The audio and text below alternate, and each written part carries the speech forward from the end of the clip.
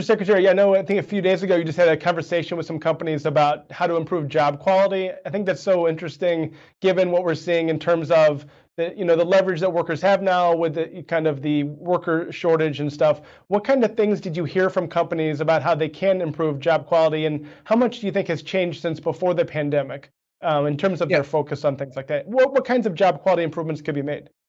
Well, I think that first of all, I think the end of your question, I think a lot has changed since the pandemic. I mean, I think the way companies approach their workers have changed. I think when you think about flex time, flex time is not a gig economy term. Flex time has been around for a long time by companies a long time ago. So people have looked at flex time. I think we're going to look at more flex time as we move forward here, offering opportunities, whether it's childcare or paid family leave. I think a lot of companies are looking at that as well.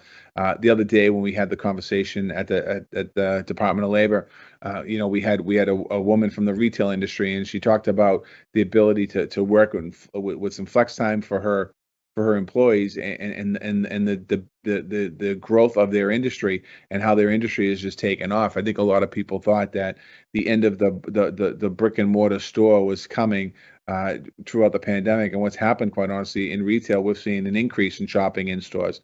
We had another company there that was a installer of solar panels, and the need for job training and workforce development, and creating good opportunities and paying their workers well. And his concern was the fact that other companies were undercutting him by using undocumented immigrants, and they weren't paying their wages. So that's some of the things that we heard at the table that day, and we kind of using the Good Jobs initiative that we launched here at the Department of Labor as an umbrella to look at how are employees being treated in America, and how can we treat employees better to be able to strengthen employment.